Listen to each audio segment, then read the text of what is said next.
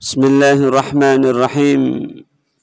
إن الحمد لله نحمده ونستعينه ونستغفره ونعوذ بالله من شرور أنفسنا ومن سيئات أعمالنا. من يهده الله فلا مضل له ومن يضلله فلا هادي له. أشهد أن لا إله إلا الله وحده لا شريك له وأشهد أن محمدا عبده ورسوله لا نبي بعده. اللهم صل وسلم على نبينا محمد وعلى آله وأزواجه وذرياته ومن تبعهم بإحسان إلى يوم الدين. قال الله تعالى في كتابه الكريم بعده: أعوذ بالله من الشيطان الرجيم. يا أيها الذين آمنوا اتقوا الله حق تقاته ولا تموتن إلا وأنتم مسلمون.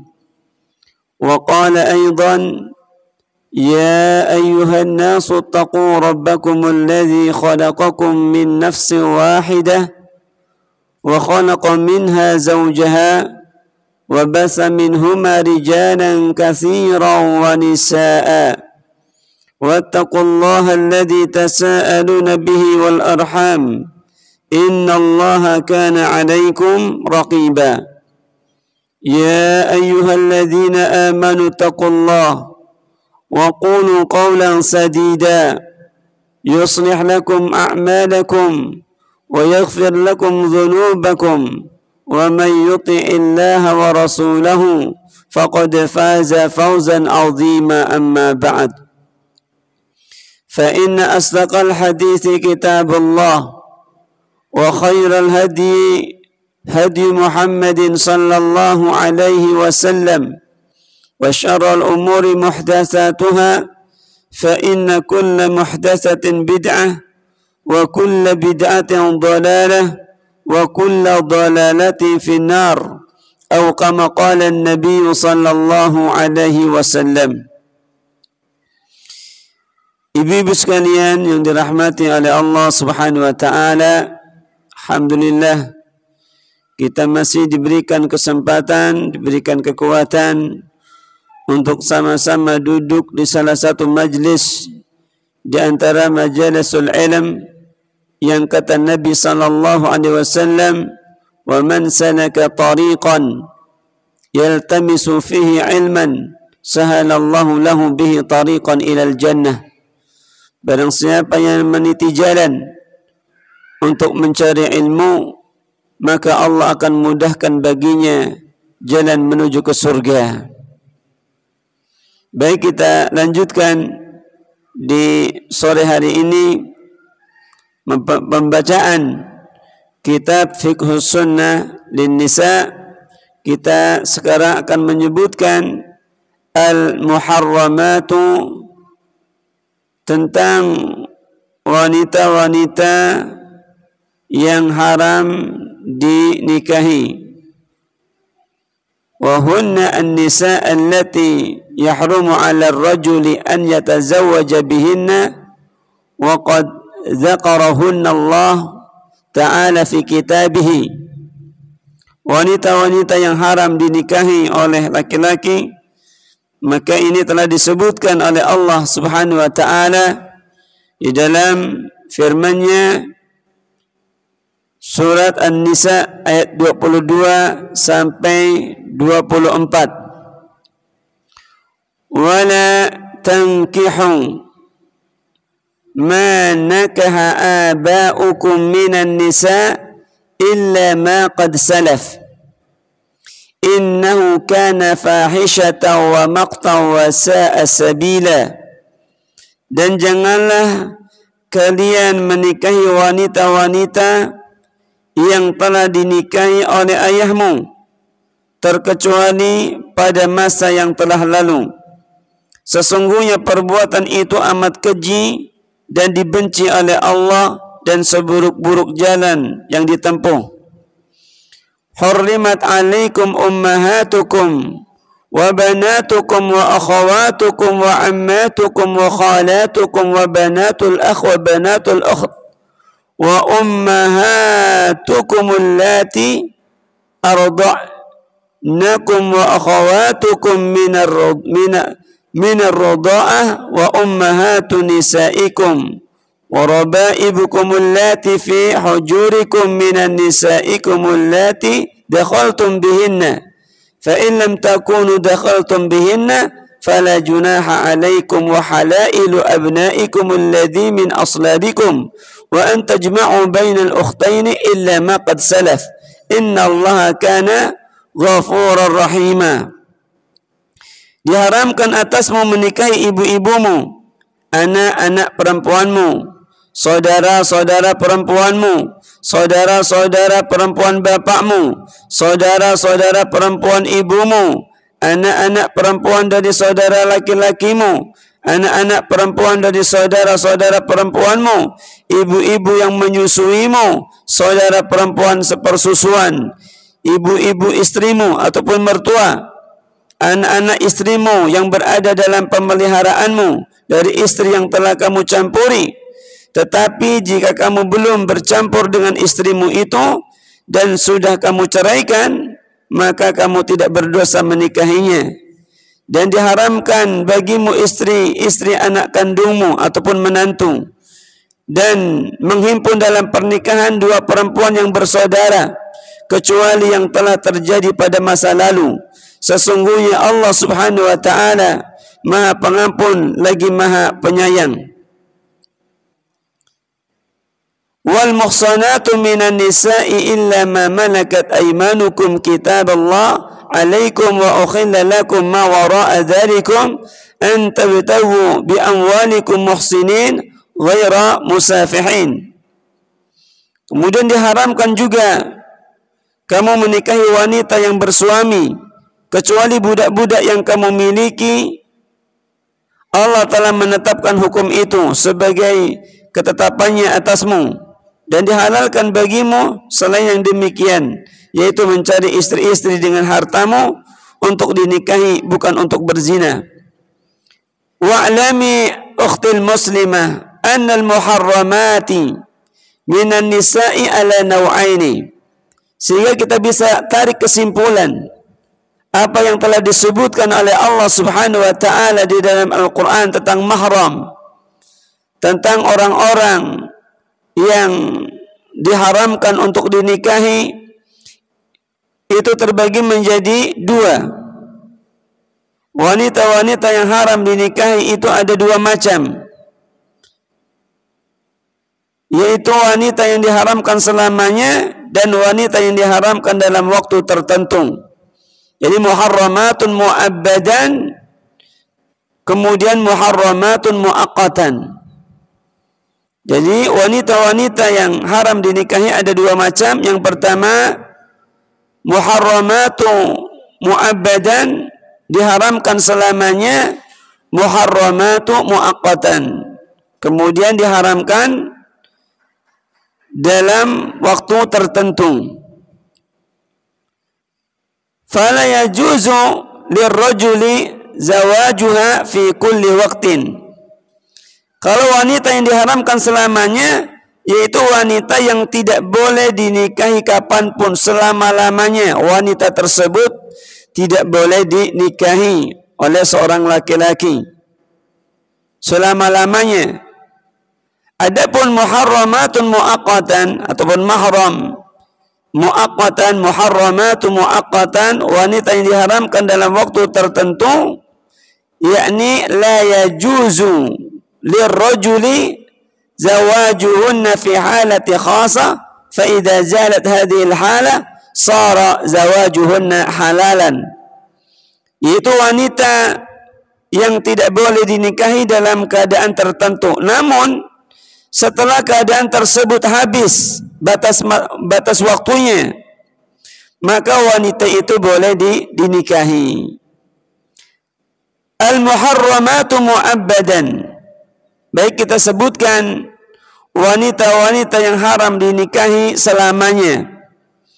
Kita ngambil kesimpulan daripada ayat yang telah kita bacakan.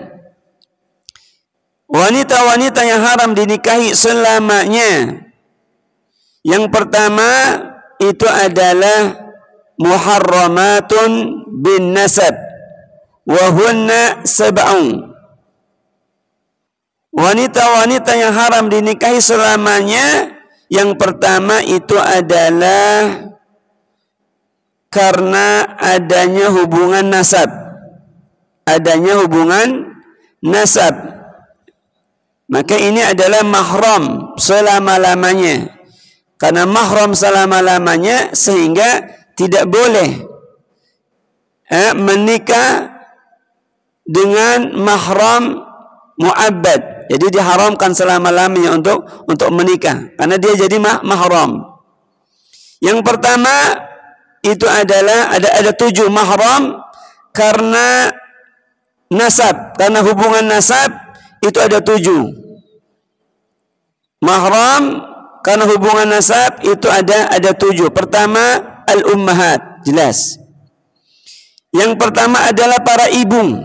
Yang pertama adalah para ibu. Wa hunna kullu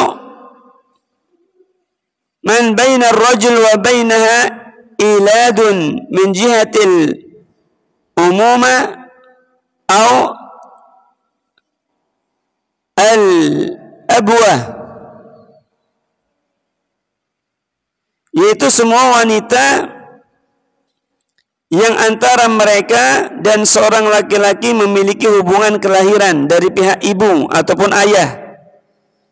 Ada saudara seayah, ada saudara seibu. Maka ini mahram. Saudara seayah maupun saudara seibu ini adalah mahram. Sehingga tidak boleh menikah karena dia jadi mahram selama-lamanya. Jadi semua wanita yang antara mereka dan seorang laki-laki memiliki hubungan kelahiran dari pihak ibu ataupun ayah, yaitu ibu, kemudian nenek, dan seterusnya sampai ke atas, baik dari pihak ayah maupun dari pihak ibu, maka ini jadi mahram selama-lamanya. Mahram selama-lamanya. Kemudian yang kedua adalah muharrama, yang kedua adalah al-banat. Yang kedua adalah al-banat. Ini wanita-wanita yang haram dinikahi selama-lamanya, ya, karena hubungan nasab. Karena hubungan nasab. Yang kedua adalah anak-anak wanita. Hunna kullu man intasaba ila ar-rajul bi'iladin kabanati sulbihi wa banati banatihi wa abnaihinna, yaitu semua wanita yang menjadi keturunannya, yaitu anak perempuannya, kemudian cucu perempuannya, kemudian seterusnya sampai ke bawah, anak cicitnya semuanya, itu akan menjadi mahram, akan menjadi mahram. Kemudian yang ketiga adalah al-akhawatu. Yang ketiga adalah saudara dari semua pihak, ya, ataupun saudari, min kulli jihatin, ya, saudari, baik itu seayah maupun seibu, ya, maka ini jadi mahram. Saudara seayah maupun saudara seibu, maka ini mahram karena berkenaan dengan hubungan nasab ataupun keturunan. Kemudian yang keempat yang menjadi mahram itu adalah al-ammat, yakni bibi. Baik itu bibi dari jalur ayah ataupun bibi dari jalur ibu. Ini adalah mahram, ya, antara keponakan dengan paman misalnya, ataupun keponakan laki-laki dengan bibinya misalnya. Maka ini menjadi mahram. Kemudian yang kelima adalah al-khalat. Al-khalat, Jadi di dalam bahasa Arab itu dibedakan. Kalau bibi dari pihak ayah itu namanya ammah. Kalau bibi dari pihak ibu, jadi adiknya ibu, kakaknya ibu, namanya khalat. Ya, sama-sama bibi, ya. Kemudian yang keenam dan yang ketujuh itu adalah anak perempuan, banatul akhi wa banatul ukhti. Sama, keponakan, cuman keponakan dari saudara laki-laki, ada keponakan dari saudara perempuan. Maka ini pun juga mahram. Mahram keponakan. Ini mahram.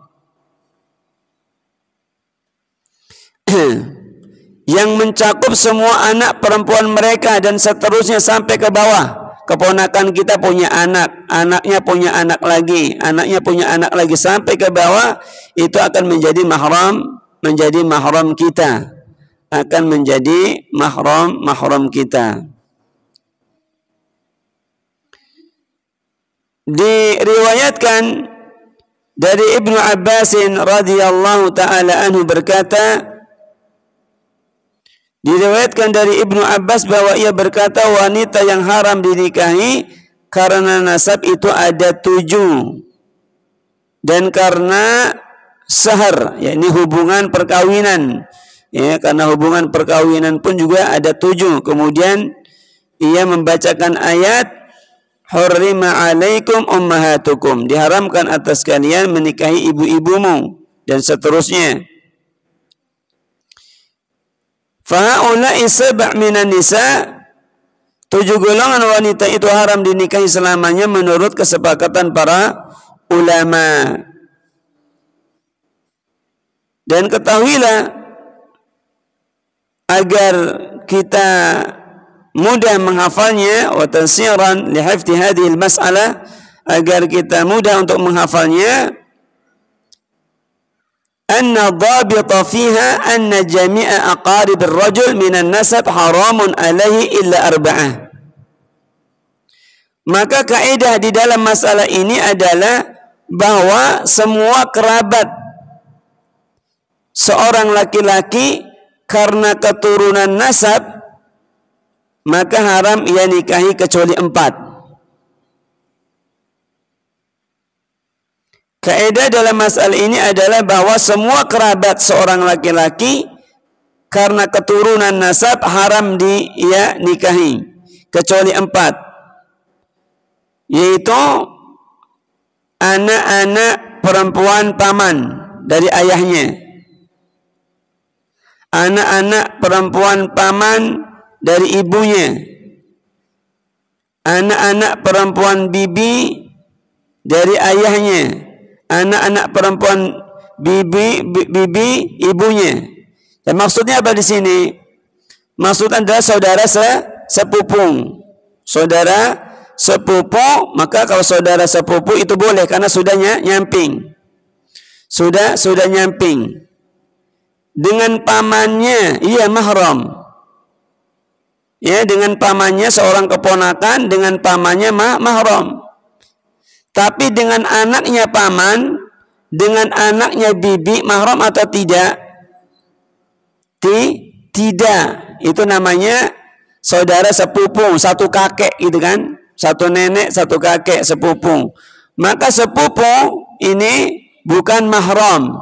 Bukan mahram. Karena bukan mahram, maka dia boleh menikah. Maka dia boleh menikah. Kemudian as-su'al, ada pertanyaan, hal yajuzu lirrajuli an yatazawwaja ibnatahu minaz zina? Bolehkah seorang laki-laki menikahi anak perempuan dari hasil zinanya? Na'udzubillah. La yajuzu inda jumhuri a'immatil muslimin. Jawabannya adalah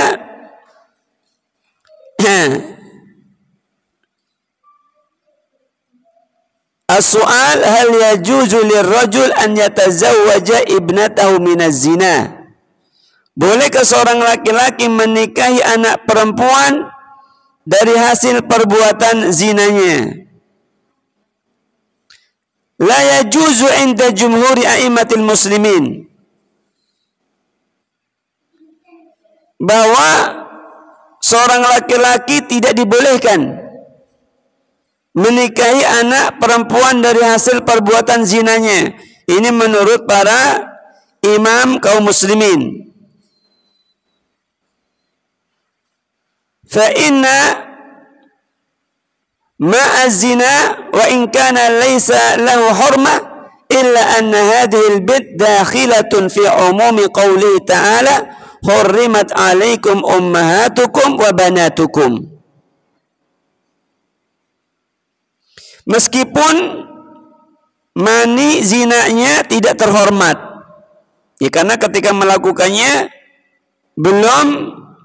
belum halal, tetapi anaknya ini masuk ke dalam keumuman firman Allah Subhanahu wa taala.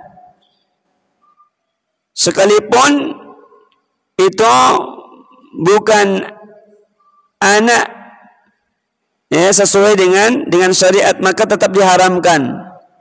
Maka anak hasil zina ini tetap diharamkan untuk dinikahi karena masuk pada keumuman ayat hurrimat 'alaikum ummahatukum wa banatukum.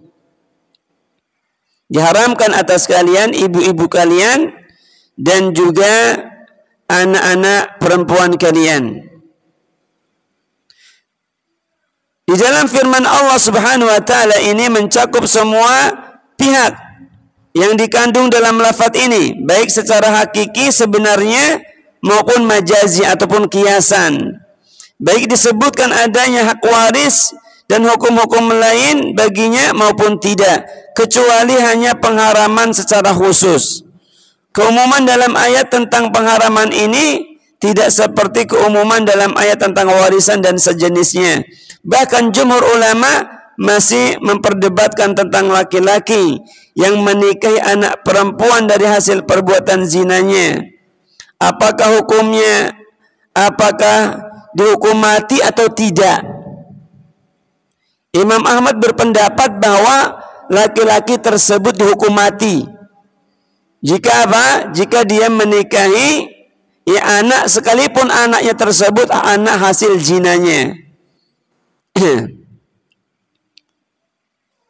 Kemudian selanjutnya adalah diharamkan mahram karena hubungan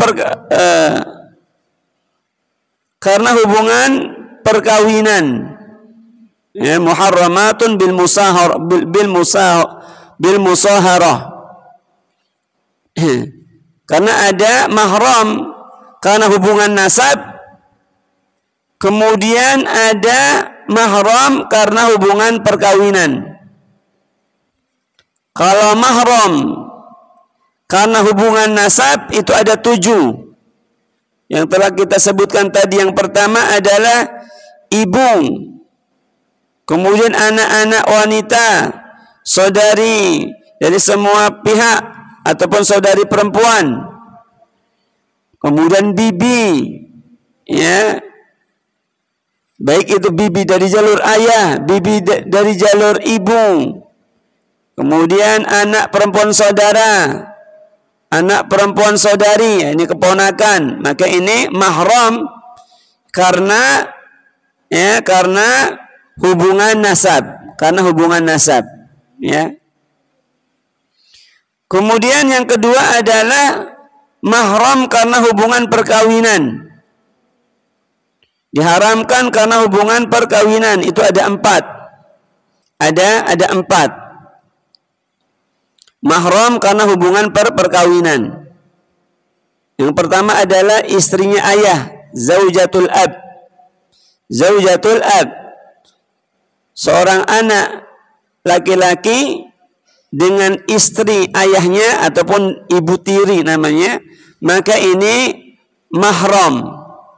mahram karena hubungan perkawinan, karena ayahnya nikah dengan wanita tersebut, sehingga anak laki-laki dari sang suami ini menjadi mahram dengan istri daripada ayah ataupun dengan ibu tiri. Sebagaimana diriwayatkan dari Ibnu Abbas radhiyallahu taala anhu, ia berkata, dahulu kaum jahiliyah mengharamkan nikah dengan wanita-wanita yang diharamkan dalam Islam kecuali istri ayah, dan mengumpulkan dua wanita yang bersaudara. Kemudian Allah menurunkan ayat, dan janganlah kalian menikahi wanita-wanita yang telah dinikahi oleh ayahmu kecuali yang telah berlalu. Dan juga ayat, dan kamu mengumpulkan dua wanita yang bersaudara. Maka ini diharamkan menikahi dua wanita yang bersaudara ataupun kakak beradik, dinikahi dalam satu waktu, maka ini diharamkan.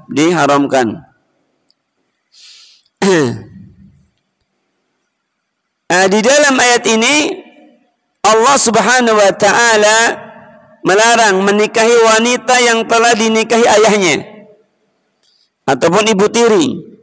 Fanahallahu ta'ala fi hadhihi anin nikahil mar'a allati nakaha al-ab. Dalam ayat ini Allah Ta'ala melarang menikahi wanita yang telah dinikahi ayahnya. Walam yubayyin mal muradu bin nikahil ab. Allah tidak menjelaskan maksud yang telah dinikahi ayahnya di sini. Apakah sekedar akad nikah atau yang sudah dicampuri? Allah tidak menjelaskan di dalam ayat ini berkenaan dengan apakah menikahinya sekedar menikah atau yang sudah dicampuri. Akan tetapi para ulama telah sepakat bahwa jika ayah telah melakukan akad nikah dengan seorang wanita, maka wanita tersebut haram dinikahi anaknya meskipun ayahnya belum mencampurinya. Ini adalah pengharaman selama-lamanya. Jadi menikahi mantan ibu tiri gitu ya, ataupun mantan istri ayahnya, baik itu sudah dicampuri oleh ayahnya atau belum dicampuri oleh ayahnya, maka tetap haram dinikahi oleh anak daripada sang suami, anak daripada sang ayah tadi, ataupun anak tiri menikah dengan ibu tiri, maka ini masuk pada mahram mu'abbad, keharaman mahram selama-lamanya, selama-lamanya. Demikian pula akad yang dilakukan anak dengan seorang wanita, maka wanita tersebut haram dinikahi oleh ayahnya menurut kesepakatan para ulama meskipun belum dicampuri. Namanya apa? Menantu. Seorang anak laki-laki menikah dengan seorang wanita, kemudian baik itu telah dicampuri atau belum dicampuri, kemudian mungkin pisah ataupun meninggal misalnya, maka sang ayah haram menikahi menantu, haram menikahi istri daripada anak laki-lakinya, haram hukumnya. Ini masuknya mahram mu'abbad, haram selama-lamanya, selama-lamanya. Bagaimana hukuman bagi laki-laki yang menikahi istri ayahnya?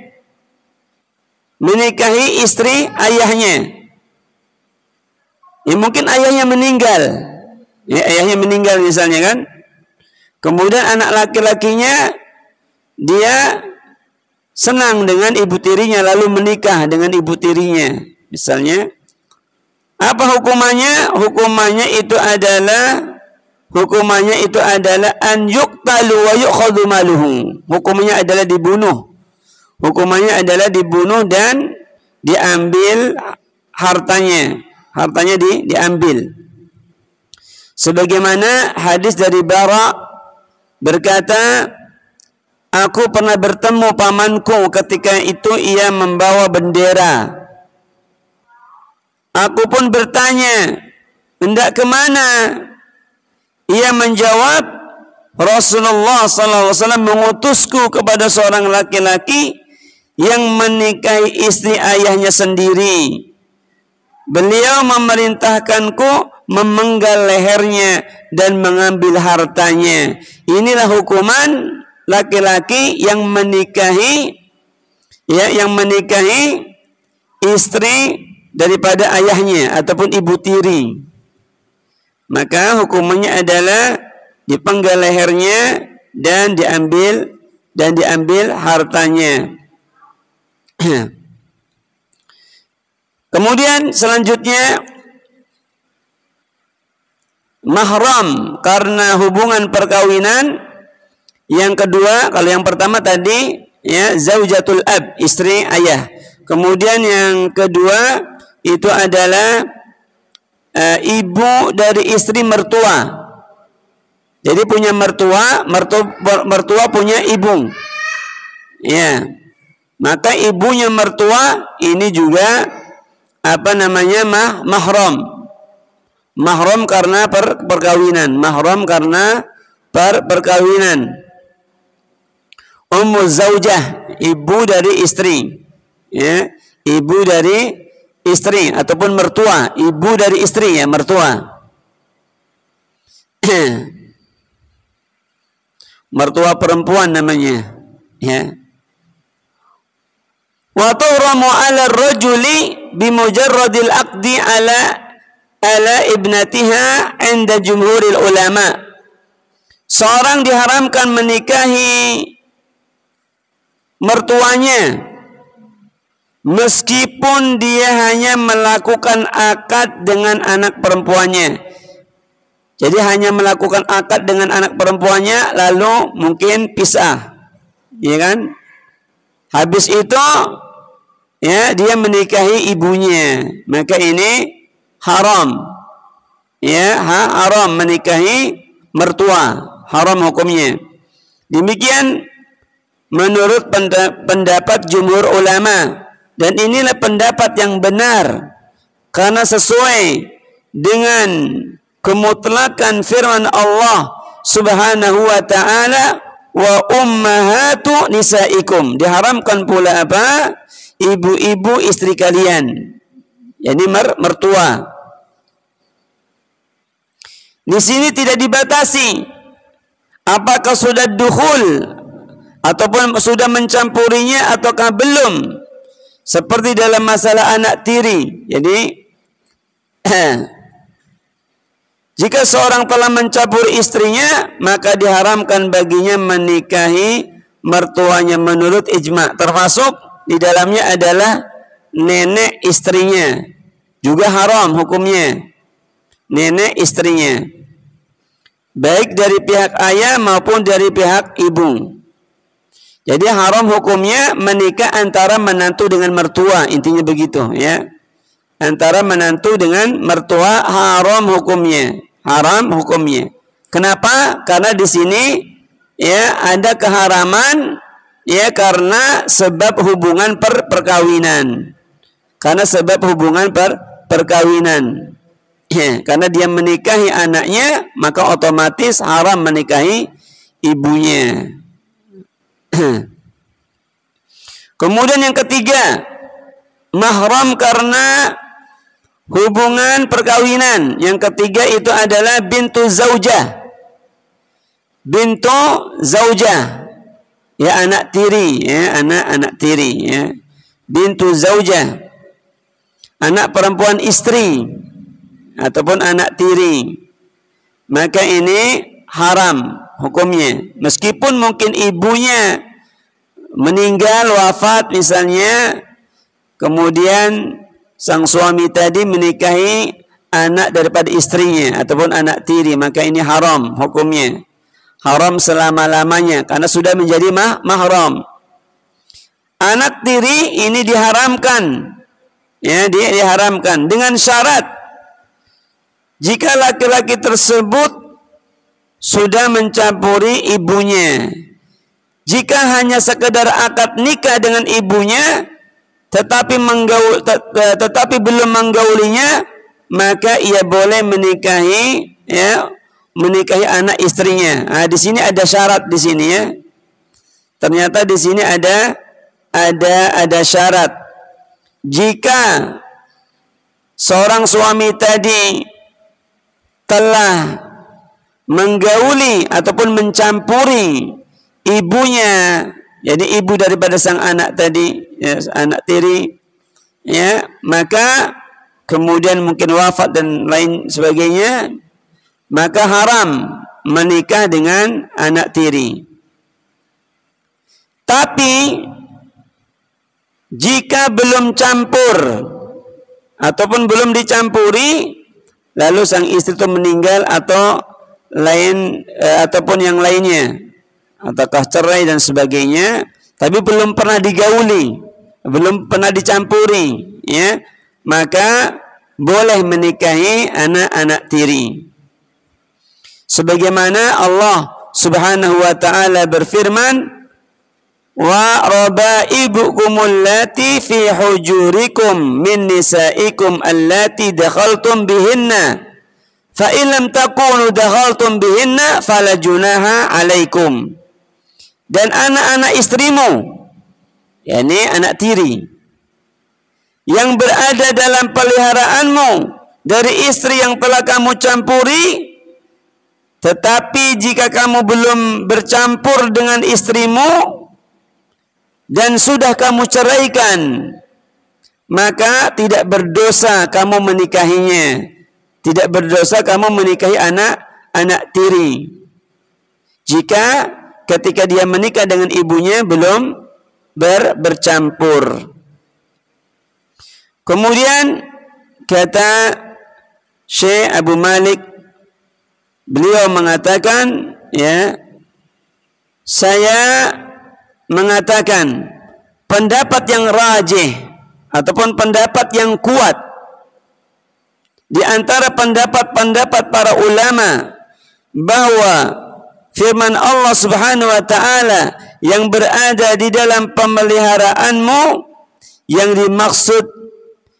dimaksudnya adalah di rumah-rumah kalian, tidak dianggap sebagai syarat pengharaman menikahi anak perempuan istrinya sebagaimana yang dikatakan oleh jumhur ulama. Maksud duhul di sini adalah jima ataupun bercampur sebagaimana dikatakan oleh Ibnu Abbas. Wallahu taala alam bisawab. Jadi kalau sudah campur, ya, maka haram menikahi anak tiri. Tapi kalau belum campur, kemudian wafat ibunya ataupun bercerai, maka boleh menikahi anak-anak tiri. Wallahu taala a'lam bishawab.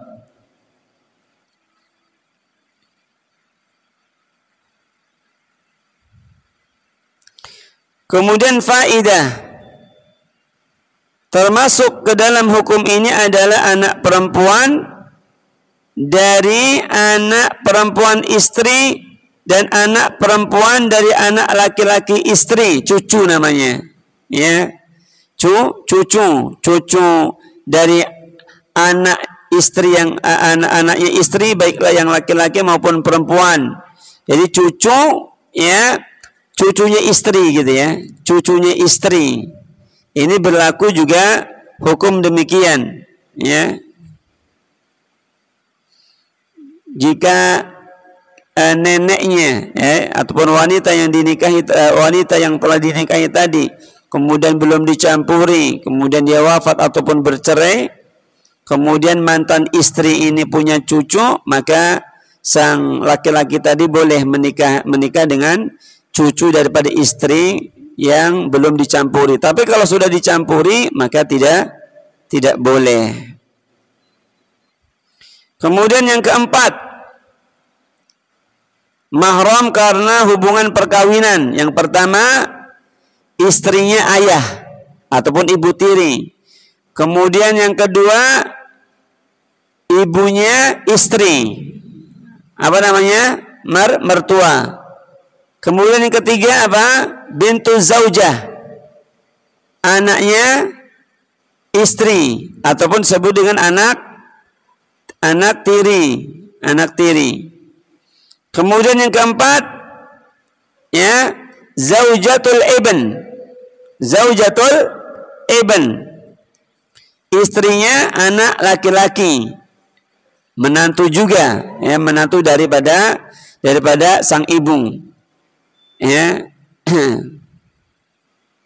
Zaujatul ibn, istri anak laki-laki ataupun menantu, ya, ataupun menantu, ya.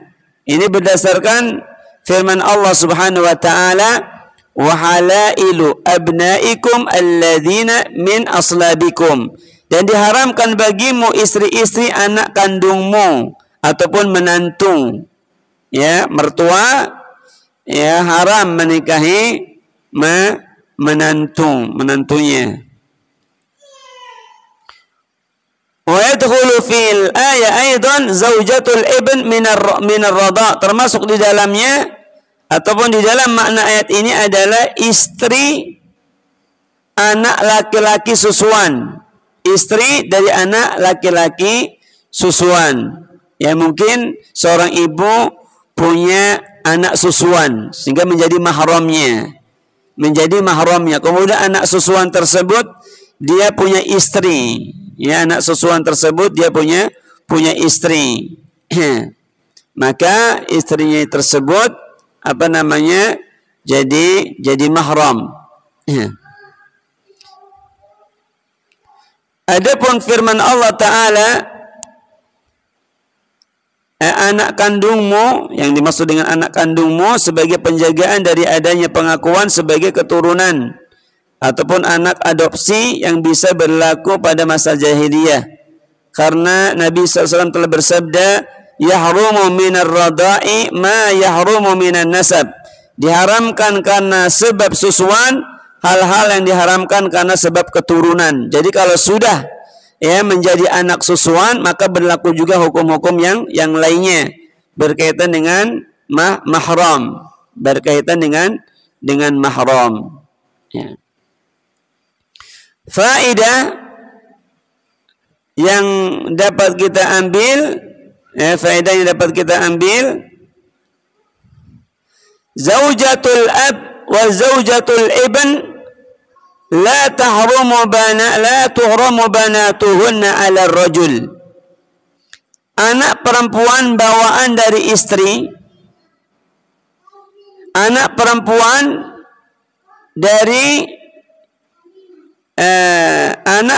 bawaan dari istri ayah, ataupun anak perempuan bawaan dari istri ayah, artinya anak perempuan dari ibu tiri.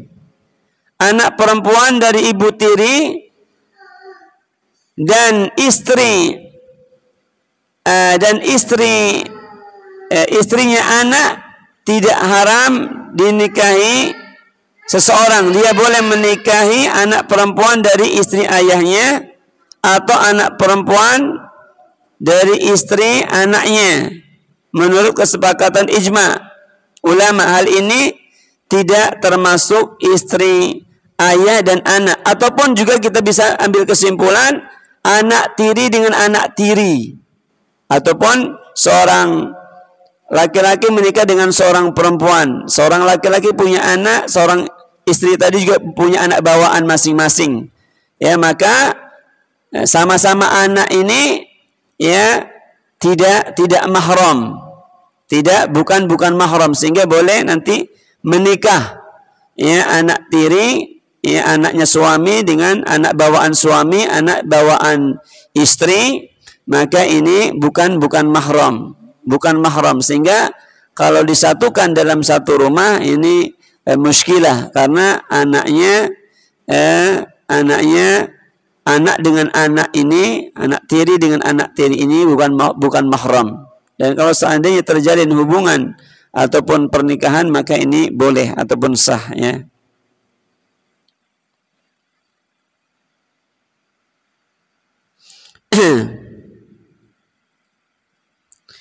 Untuk memudahkan menghafal wanita-wanita yang haram dinikahi, dengan sebab perkawinan dapat dikatakan bahwa semua kerabat wanita karena hubungan perkawinan itu halal untuk dinikahi kecuali ini ada 4. Yang pertama, untuk memudahkan kita mengingatnya, yang pertama itu adalah istrinya ayah, gitu singkatnya. Kemudian yang kedua apa? Ibu daripada istrinya ayah. Berarti mertuanya ayah, gitu ya. Kemudian yang ketiga apa? Anak perempuan dari istri, anak perempuan dari istri ayah. Ya, anak perempuan dari istri ayah yang telah dicampuri. Kemudian dan istrinya dan istri ya, anak ya. Ataupun apa namanya menantu, istrinya anak kan menantu namanya, maka ini haram ya. Istri ayah berarti ibu tiri namanya, ibu tiri haram dinikahi.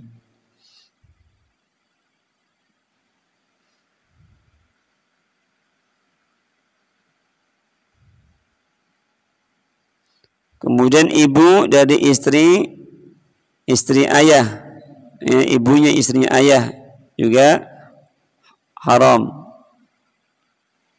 Anak perempuan dari istri ayah, anak perempuan dari istri ayah yang telah dicampuri. Kalau sudah dicampuri jadi haram.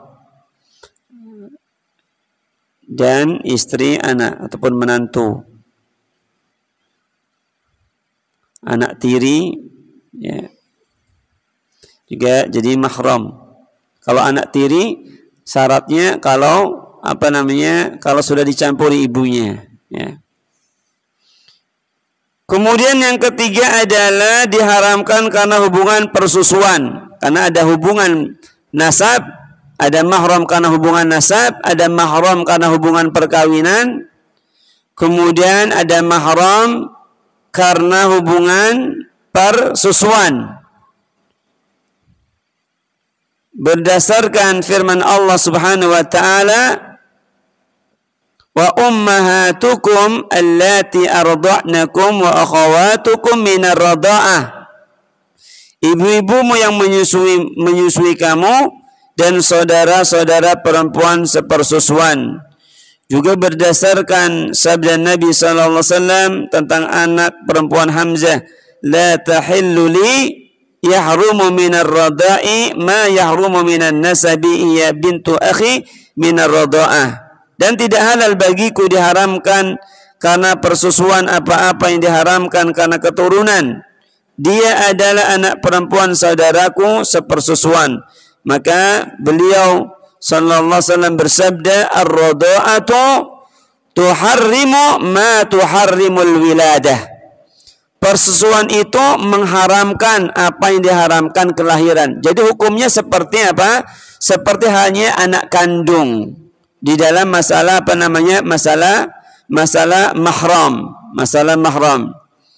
Dari sini diketahui bahwa wanita yang diharamkan dengan sebab persusuan sama persis dengan wanita yang diharamkan dengan sebab keturunan. Sehingga ibu susuannya mempunyai kedudukan seperti ibu kandung sendiri. Jadi wanita yang diharamkan bagi seorang laki-laki dengan sebab persusuan adalah diantaranya apa? Ibu susuan dari ibunya, karena mereka menjadi ibunya, jelas jadi mahram. Ya, seorang ibu dulu pernah menyusui bayi laki-laki, otomatis bayi laki-laki tadi, bayi laki-laki yang disusui, maka dia jadi mahram. Karena dia jadi mahram dengan sang ibu, otomatis juga dia akan menjadi mahram dengan anak-anaknya, karena sang ibu kan punya anak kandung sendiri, maka anak kandungnya sendiri ini maka menjadi mahram, maka tidak boleh terjadi hubungan pernikahan dengan anak yang pernah dia susui, anak orang lain yang dia persusui, karena sudah jadi anak persusuan, sehingga dengan anak kita menjadi saudara sepersusuan. Wallahu ta'ala alam bisawab. Ini saja kami sampaikan. Nanti kita lanjutkan pada pembahasan berikutnya. Kita tutup dengan doa kafaratul majlis. Subhanakallahumma bihamdika asyhadu an la ilaha illa anta astaghfiruka wa atubu ilaik.